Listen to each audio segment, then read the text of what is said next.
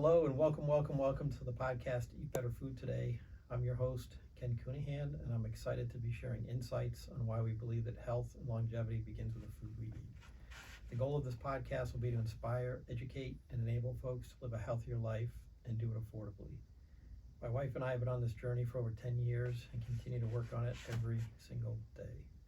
Percent of the profits from this podcast will be put towards child hunger with an initial focus on the poor suburban America, East Cleveland, Ohio. As a reminder, please be sure to visit my website, Eat Better Food Today, for links on this show, videos, recipes, books, and articles our guests provide. On this episode, we're grateful to have Hope Barkoukis. Thank you. She's a PhD, chair of the Department of Nutrition, School of Medicine, Case Western University, Case Western Reserve University. Hope is also an associate professor at Case and faculty lead for the Mandel Wellness and Preventative Care Pathway for medical students. Prior to joining the faculty, she developed nutrition and wellness programs for Fortune 500 companies and has completed advanced professional culinary training. She's also received numerous teaching awards during her time at Case. I was going to list them, but there were a lot, so I just decided to put that sentence in. In this episode, we'll explore Hope's thoughts on food, health, and longevity and discuss what continues to inspire her after a long career as a medical professional. Welcome, Hope. Thank you very much. I'm excited to be here. So my first question, I get mixed answers on this. Got a very interesting one on Monday, but always interesting answers. So I always start out with what you had for breakfast this morning. What I had for breakfast? Okay, a bran muffin and berries. Okay. No coffee, no. No, I'm not a coffee drinker. I have tea unsweetened iced tea. Yes. Fantastic. I know the home pantry is an important part of any healthy food program. If there's unhealthy food in there, you're bound to eat it. What might we find in your pantry at home? These are intriguing questions. All right, so I must say that I love to cook, even though, I would not say I am a Martha Stewart. And so you would find just core foods. And this is what we try to talk to our students about. Beans, a variety of proteins, a variety of whole grain staples. It doesn't have to be fancy. It really does not. I think there's a misnomer that you have to have all this, special equipment and all the specialty foods. We keep it simple. The simple life message, keep it simple, stupid. And it works well, and I do enjoy cooking. So yes, you could get lost in my pantry, I'm not gonna lie. Well, keeping it simple encourages people to cook more at home versus Exactly. an alternative. So I think that's that's a very good message. I mean, it's not only about food. Food to me is really a vehicle that brings people and societies together. All kinds of data to show that even in terms of children growing up, they're much more mentally stable if they have some exposure to a congregate meal. Doesn't necessarily have to be in the home, but with people. And so we have to think about food as an expression of not just nutrition, but the collective impact that it can have. Yeah, I couldn't agree more. I mean, just a lot of people for lunch, in a car, driving, in between meetings. Oh, absolutely. Whatever they can grab to eat. Years and years ago when I had patients, I'll never forget, I was helping someone lose weight. We were not making any progress, I'm not gonna lie to you. And she had a flawless intake, right? What she was telling me. And one day she helped me bring something out to my car, and her car was next to mine, and in the back seat, loaded with wrappers from different fast food places. And I said, her name, I said, wait, none of this was what you told me. She goes, well, that's what I eat in my car, that doesn't count. We don't think of it. And so, yes, we eat a staggering, as Americans, amount of food in our car. Yes, we do. So can you give us an overview of kind of what you're currently involved in as a Case Western Reserve? You've got many, I know you're teaching, you've got the kitchen, right, nutrition, etc. So we're very fortunate in that we literally just a few months ago opened a state-of-the-art teaching kitchen. And that teaching kitchen is just what it says. It is meant to bring in students of all levels, undergrad, graduate, medical students. We're not making the next generation of Martha Stewart, to be fairly clear. We want them to understand that they're going to be in their own lives and future healthcare professionals. If they even have 5 minutes, what information can they learn about food, just food education that will improve the quality of nutrition that they are consuming. And so one of the big components is our teaching kitchen. We also, as you mentioned in my intro, I'm really excited that the Mandel Foundation was very generous in giving us funding to start what is the Jack, Joseph, and Morton Mandel Wellness and Preventive Care Pathway. That is a program for medical students, and it essentially, we merge what's called lifestyle medicine. That means learning about the role of physical activity, emotional well-being, social well-being, as well as nutrition.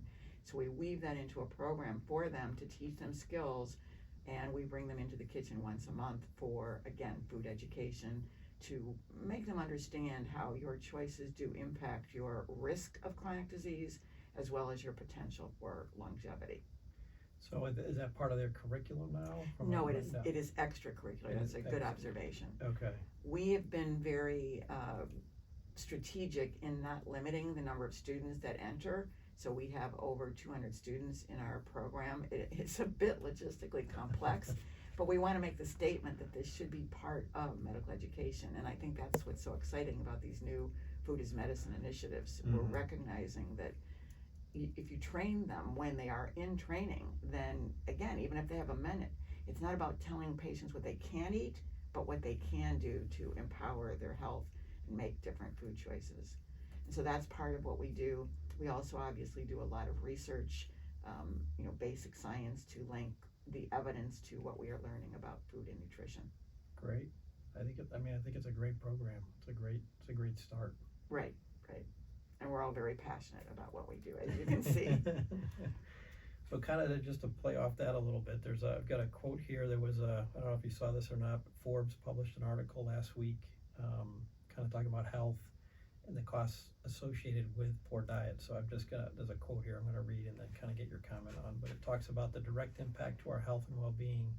Diet-related disorders are extremely costly. These chronic conditions cost our combined healthcare and food system $1 trillion with a T per year.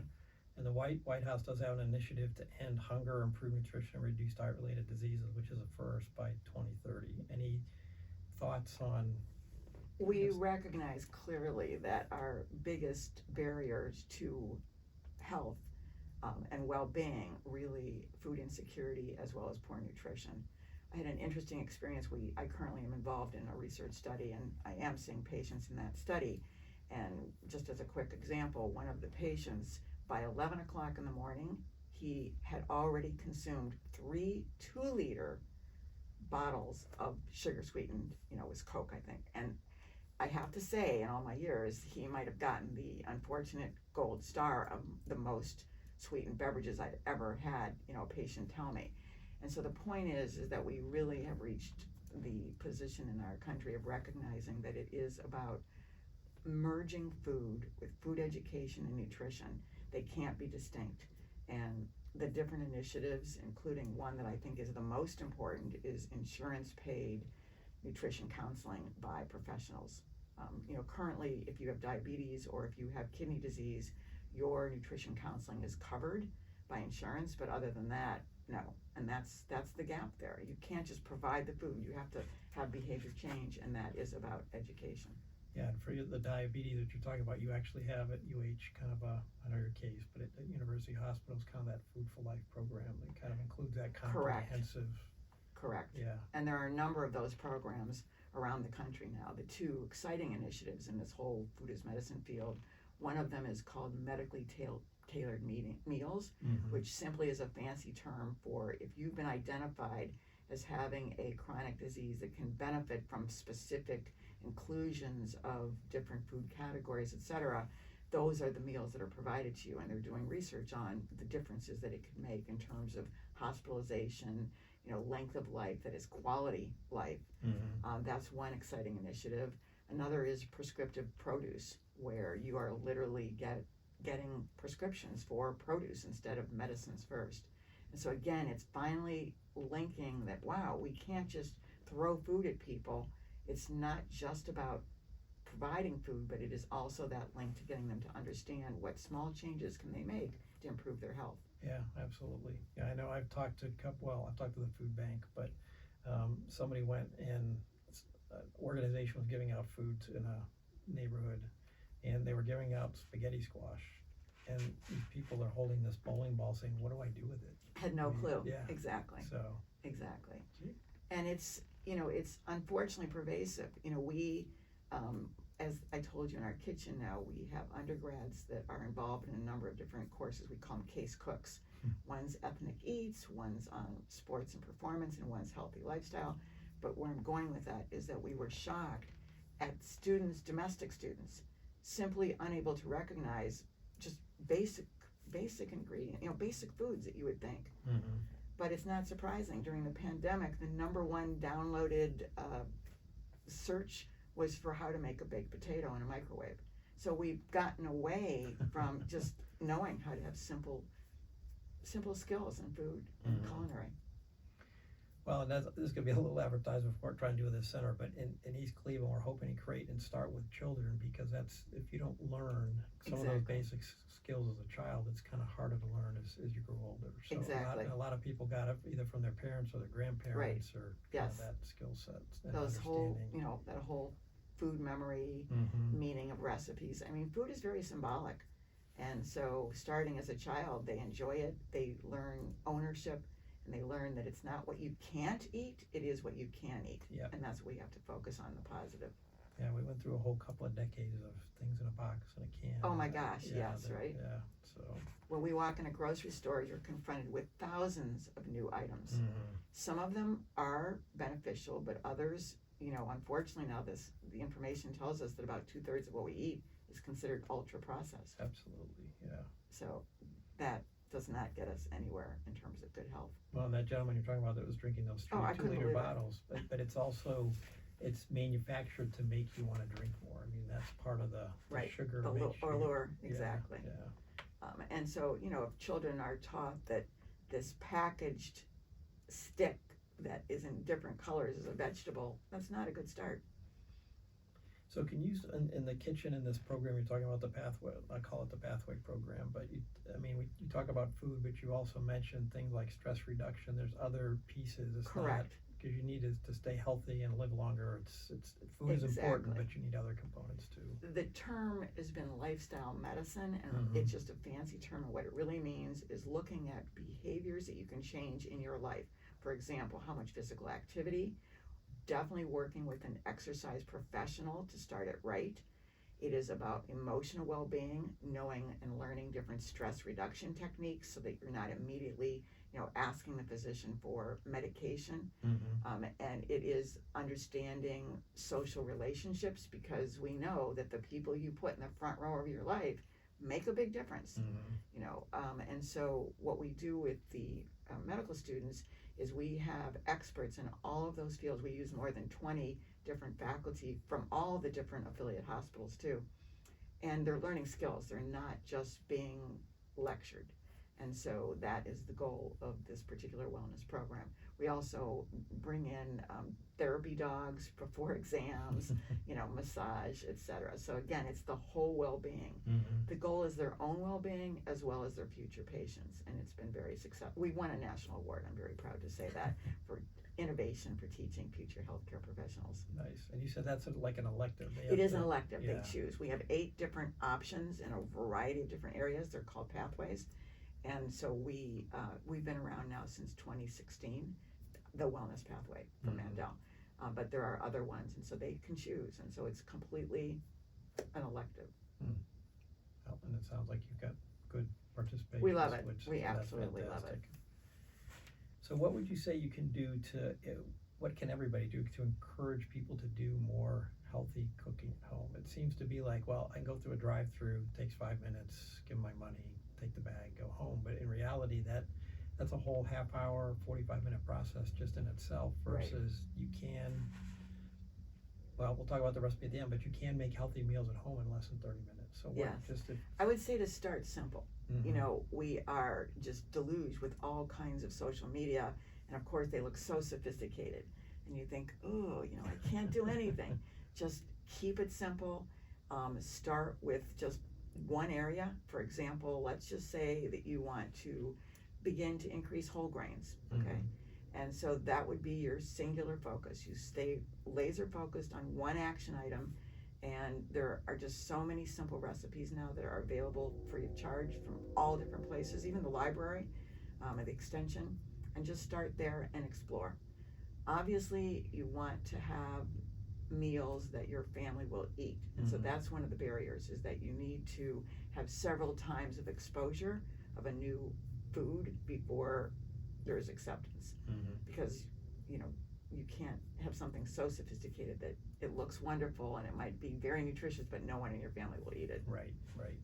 So we encourage everyone to just start slow. Perhaps it might be even just starting with the salad. You know, build a better salad. Think about starting with greens, but then what can you add into that? What kinds of vegetables to increase the produce?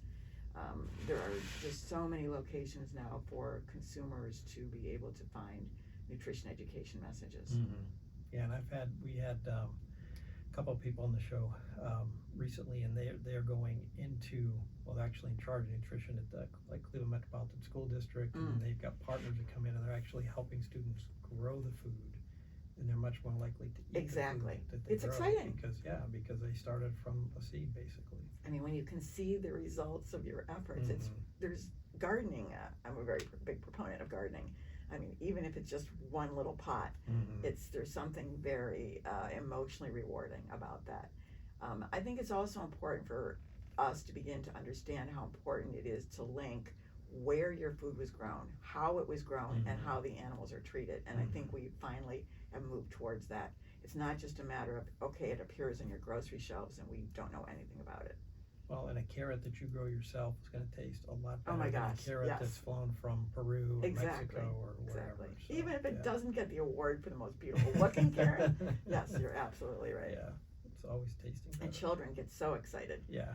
And so that's a great family activity, because it doesn't take much money to buy a few seeds and find a windowsill, etc. Well, I actually found out Cleveland Public Library you can get free seeds. Oh, that's good to know. So I you can go didn't know in that. and pick out packets of what you want to grow. See, there you go. So, That's wonderful. So no cost. Right. And it's, as I said, very rewarding, and then it starts there, and now you're going to be excited to eat something that's got carrots in it. Absolutely.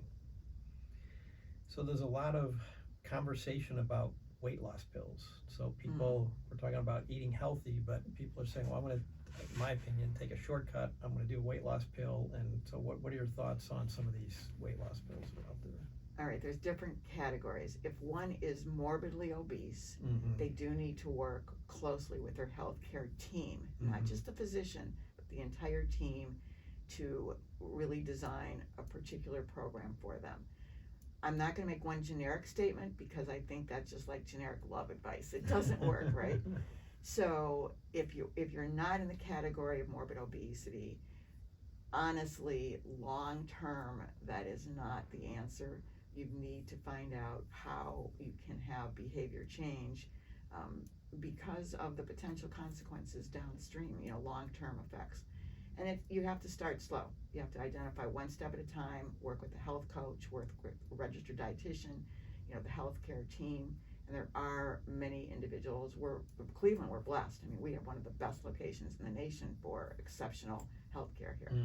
And so I am not a proponent of utilizing medications unless it is a medically supervised situation.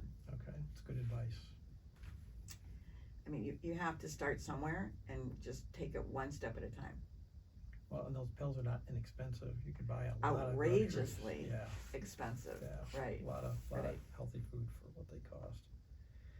So I've got one other quote here from another study I want to get your comment on. This is going to circle back to the 2-liter bottle comment that you made earlier. But in March, there was a study by the British Medical Journal on ultra-processed foods.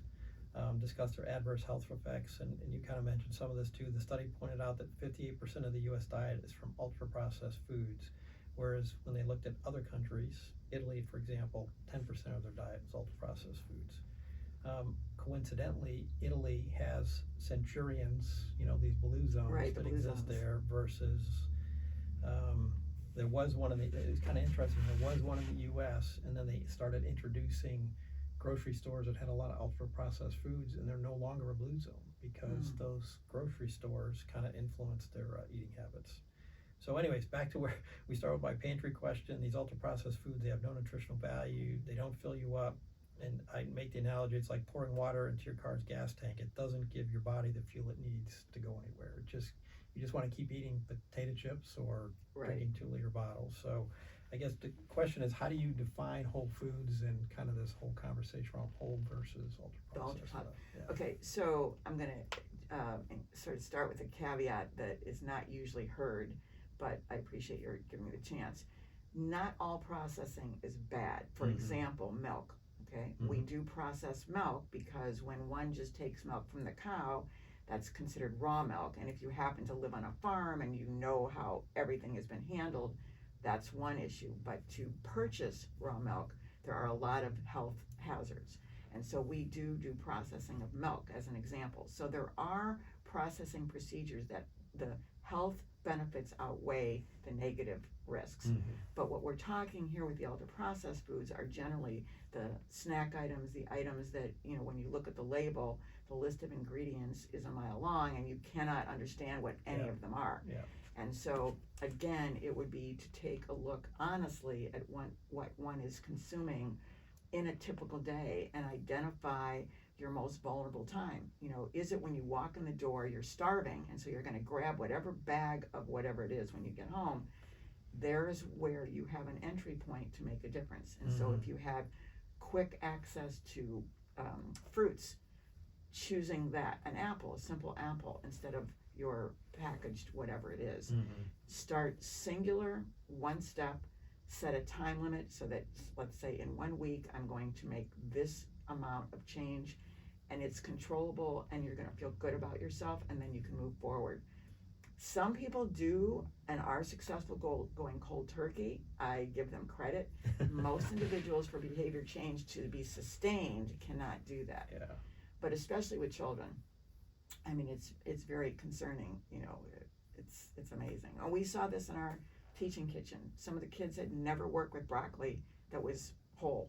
They didn't know what to do with it because it wasn't, processed. So you just really have to take a look at that for the totality. And I would encourage people to use whatever app they have or just write it down. Just take one day and see what you eat.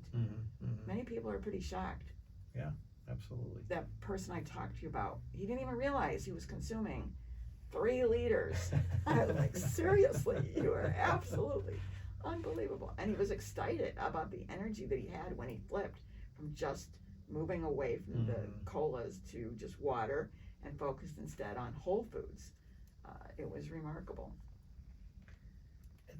It is remarkable. I mean, you just feel better. I mean, it's right. Yeah. Right. And I think one of the exciting sort of ideas and information we've gathered is that it doesn't take decades to see improvements in health, well-being, and energy and stamina when you change from slowly getting away from a lot of ultra-processed foods to just the more natural state foods, the least processing as possible, Right. except for, as I mentioned, milk, etc. But even that milk, when you look at a carton of milk and you look at the ingredients, you understand what's in the milk. You know what's in them. Yeah. Exactly. Versus ultra-processed, like you said, Right. it's a long list and you can't Correct. hardly read. Right. half I the just wanted to make the point that not all food processing is bad. Right. I mean, frozen foods, for example, are oftentimes more nutritious than the whole item because you don't know how many miles that whole item traveled. Right. You don't know what the conditions it was kept or stored at, whereas frozen is very meticulously maintained. And so even canned, we can't be a snob about the form. It's very important to recognize that not all processing is bad, but we're talking about the ultra-processed snack types of items. Right. But like a can of beans, if it has beans and water and salt, I mean, that's Exactly. Again, you can understand all those Exactly. ingredients. So. And if it's going to mean the difference between you consuming a bean versus a potato chip, choose that canned bean. Exactly. Yeah. And that's what we try to impart with our students. Again, perfection is the enemy of good. Wonderful if you have all the time in the world to use beans, for example, since you brought that up, and boil them and cook them. But if you don't, there's nothing wrong with using canned or frozen. Right. Absolutely. So I do a lot of reading on this topic, in addition to talking to people about it, but there's a lot of conversation. So we kind of talked about this a little bit, but can you talk about exercise, the importance of exercise, and how much exercise, and what people should be thinking about? So I'm going to tell you a quick story. Okay, there is on record a man, and I'm sure he's dead now, but he never did anything until he was in his mid 80s. And what happened is he started walking because his son had died. And he ultimately went on to be the world's oldest marathon runner in his age group. He was over age 100. And we have lots of evidence that it's never too late. I would encourage people, though, to make sure they work with an exercise specialist, one who has the appropriate credentials so that they would understand your own health history, your history of exercise, so that you're not going to just go out on a Tuesday from nothing and be injured that day. But a health professional who is certified in exercise can definitely do that. Unquestionably, we link physical activity with longevity and improved quality of life. What's interesting when you look at our longevity in the U.S., we've pretty much stayed stable, but what's more concerning is the number of years we have in a high quality of life hasn't changed, it hasn't increased. And that is our goal. It's not just to live longer, but it is to live longer, healthier. Right. And any amount of physical activity will be a benefit, not just physically, but emotionally as well. Yeah, I've talked, and to that point, you want your health span, so a healthy living to be positive. You don't want to live to be 100 years old. And you're bedridden, you have no ability to do, it's called independent activities of living. It means that you can't even self-toilet, Right. So yes, we want a quality of life. And you mentioned the blue zones. Those are places around the world where the National Geographic sent researchers to find out what were their keys, and the food piece was interesting. They didn't diet, okay, but what they did is they called it the 80% rule. They only ate about 80% of the food that was presented to them. And the pieces of what else they learned is how important it was to put the people that matter most to you in the front row of your life. Interestingly, they all had some connection to a spirituality. That doesn't necessarily mean a religion that is defined, but the point being emotional well-being. And so fascinating what we've learned from that. Yeah, it could be spirituality, could be the community. Exactly. Exactly. So do you travel? Yes, love to travel. So what do you learn from your travel as it relates? Because my wife and I travel a lot too. We learn a lot when we're in different countries, just from a health standpoint. So I think the most important thing I mentioned before is that food really is a force that binds us all together. No matter where we live or what socioeconomic level, ultimately we all have the same nutritional needs. Now, I'll caveat that if malnutrition is a concern in the ambient country, then that does obviously impact their nutritional needs. But generally speaking, we recognize that, it is a mechanism for bringing people together, and so it should be enjoyed. And I think the other important thing is that we in the U.S. eat food the fastest of anywhere in the world, and that is not a good thing. Everywhere else in the world, they slowly enjoy their food. They savor it, and this is something that we really need to work on here. Yeah, we went, my wife and I, for one of our decade anniversaries last year, went to France, and we decided we wanted to see, kind of experience for ourselves, kind of the long, and we had lunch. It was 4 hours long, and they were business executives, Thai suits. They were doing business, doing the same thing. I mean, that is just unheard of in this country. I mean, if you're eating lunch for more than an hour, then something's wrong. Something's wrong. Right, exactly. Right. And unfortunately, we are one of the quickest, and that is not good. And also note that when you linger like that, you're also building relationships, and so it's again that powerful emotional positive force. Exactly. Yeah, and I think COVID, too many people have gotten used to being at home, being in front of their computer. Absolutely.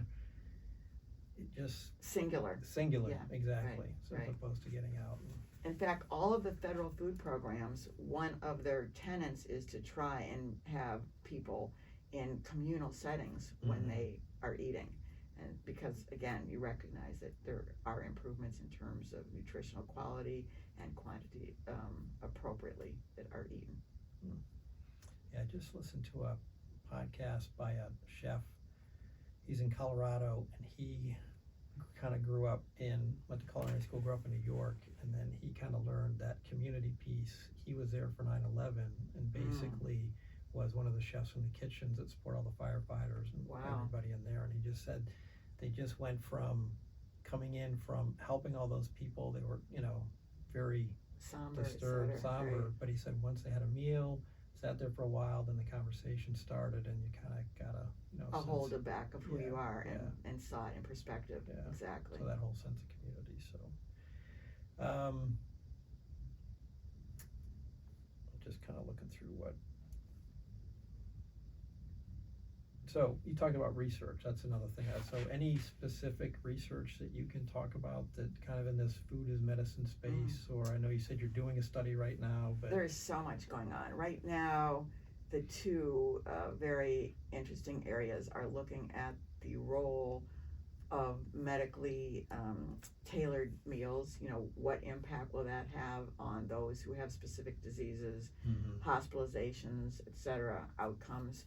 The other one I mentioned is the prescriptive produce. They're looking at.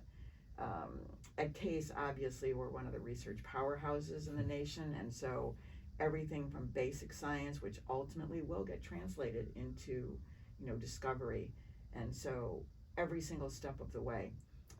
Right now, for example, in the kitchen, we have a really exciting study with children with diabetes that is funded from the Diabetes Foundation, and it's children who have type 1 diabetes, and they come into the kitchen and they learn how to actually cook what is important to them, snuck in nutrition messages, and we're looking and seeing, will an approach that embraces food preparation or being in the kitchen improve their glucose control and ultimately their outcomes as contrasted to standard of care.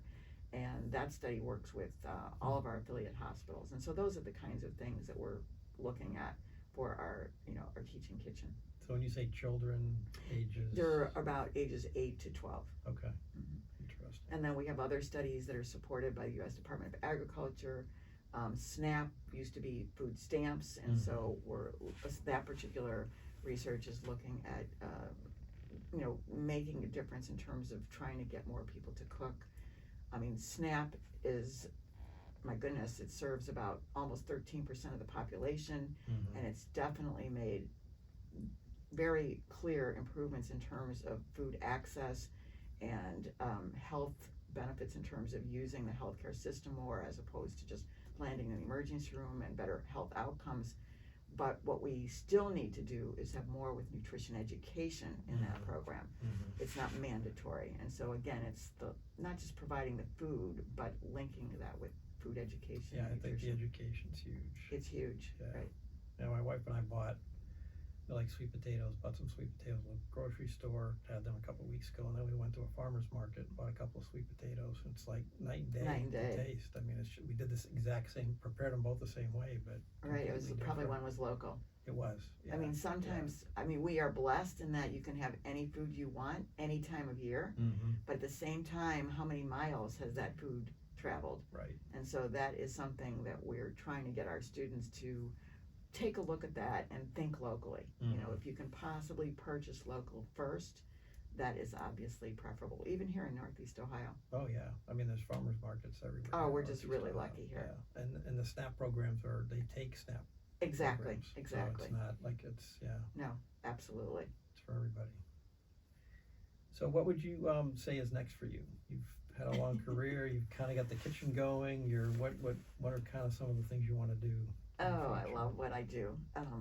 I would say our next endeavor is trying to link more medical education in the curriculum, especially taking advantage of two distinct features of Case Western Reserve. One is our teaching kitchen, but one, to be honest, the Department of Nutrition, we have 22 primary faculty, and it's very unusual. Half of the faculty are registered licensed dietitians with advanced degrees. And so my next goal is to get us to embrace utilization of this amazing resource to really have a dynamically creative nutrition education program for our medical students. We do now, but I want to kick it up a notch. We also want to really focus on a more comprehensive curriculum. We have very strong science, obviously, but taking a look at all of the different things we've talked about. We have a class, for example, called Women's Wellness. food is medicine, and so it's again getting students to think of the totality of how food fits into society, all the reasons one makes choices, all of the implications of those choices. I think the other thing for me is not to promote just one worldview. I mean, in the U.S., unfortunately, I think that has become our mantra politically, and it's a mistake. Yeah. The more diverse we are, and especially with food and being receptive to different dietary patterns can all be healthy. There's not just one way to get to health. And so that's what we're focusing on as well. Well, you also don't want to eat the same thing all the time. It's No, not absolutely not. Either. Yeah. And unfortunately, as we get older, we tend to eat less variety. You know, there's some quote somewhere or some data saying that as you get older, you typically eat the same 14 foods over and over. That's not good in terms of nutritional status. And so all of those, educational pieces make a difference. Yeah, absolutely. Well, we're trying to do our best here too. So I'm actually going to travel down to the University of Kentucky. They just started a food as health program down there and interview. Exciting. In that department, next week. So very nice. Trying to broaden beyond Northeast Ohio here. So I know we have a lot here, but we do have a lot here. I mean, it's incredible. It's impressive. Yeah, It's really impressive. People that are involved with food as health. I mean, farmers, chefs. Yes. I mean, there's a lot of positive things here in Northeast Ohio. We're really lucky. Yeah. It's a great kept secret. Absolutely. So if you had the attention of the world for 5 minutes, what would you say? You can do it in 1 minute too. But. Specifically about food, I would say, to recognize and be grateful for that no matter the diversity of levels of food security in the U.S., that we still are very blessed to have the abundance. And interestingly, I would also say to pay more attention to the farmer, because I feel that the farmer has really gotten lost in the shuffle of globalization, and ultimately our health depends on the U.S. farmer, to be honest with you. Yeah, I would agree. I actually have a farmer that on my podcast got released this week that I interviewed, and then one next week. So two farmers in Northeast Ohio that are doing things, in my opinion, the right way. They're using regenerative farming. They're not using any chemicals. They've got animals. They've got plants. They've got everything going on there. That's what people don't realize is it's a huge risk. Yep. And they don't understand the financial liabilities of farmers in the U.S. And so that isn't a message I don't think we hear often when we talk about the food and nutrition landscape. And both these, at least these two farmers, they're both profitable. So, I mean, it took them a while to get there. Took a long time to get there and a lot of risk. Yeah. And so, as strange as it sounds, I would say to, recognize our blessings and, really try to get involved. Yeah, this one farmer, his goal is by the time he retires, so he's a long way away from retirement, he's on the younger side, but anyways, is to educate. So he has interns come to his farm. Wow. He wants to educate, he said 10,000 farmers by the time he retires. Wow. If you don't, why not? He had to learn everything the hard way, but if he can kind of get them, totally agree, share with them his experiences, and they can get to that, profitable end state a lot faster. Well, if you have farmers listening in your show, I'd love them to contact us, Nutrition at KStudyVU, because we'd love to link our students more with farmers, to be honest with you. Okay, that'd be fantastic. Yeah, and they I know they do listen, so. Perfect. All right, any final thoughts you want to leave with our listeners before we dive into the recipe here? No, I appreciate all of your time and attention. You've had a great array of questions. Thank you. So I know you sent me this recipe, maybe just highlight what you have here. Okay, thank you for the copy. All right, Yeah. So I was charged with trying to come up with a recipe for a family of 4 that basically was under $25. And so my focus is on ingredients that a family would more likely enjoy, nothing unusual. It also is very versatile. And so basically what it essentially is, and you could either do this over a salad, I just chose wraps, okay? And then essentially all that I did was take, now do you want me to say specifically, or are you gonna put this on the website? I'm gonna put it on the web. Okay. Yeah, we're gonna post it So on the I website. just basically took corn, and I used canned corn, and then I used canned black beans and cherry tomatoes, and basically very simple. And those are gonna be just mixed together. You can, in this recipe, I'm using a pre-cooked rotisserie chicken only to save time, but you can just completely avoid the chicken, avoid any animal-based protein if you wish. Or substitute. Or substitute with tofu, whatever you want. Yep. And the whole concept is you're just literally mixing these simple ingredients together and putting them in the wrap. And then I had a salad dressing, and it was just a simple dressing using an oil, limes, and some seasonings, or a bottle of your favorite commercial salad dressing. But the salad dressing that you'll see from the website is very simple. And on the side, I just made sweet potatoes that bake them in the oven. And so you've got a chicken, corn, black bean, and I snuck in some avocado. So we've got a real array there. It is very nutrient dense, meaning there's a lot of nutrition in here. It is basically high in dietary fiber, simple, definitely less than 30 minutes. I mean, maybe 15 minutes, and a side of sweet potatoes. And so that was it. It was pretty simple. And how did you come up, because on the recipe, so I will post this on the website, actually make every recipe, take pictures and post it that good way. for you. So I should have done that, I'm sorry. Because I made it at home, and I thought, actually this one would be perfect. Well, it's kind of fun for me to make them. How fun. Yeah.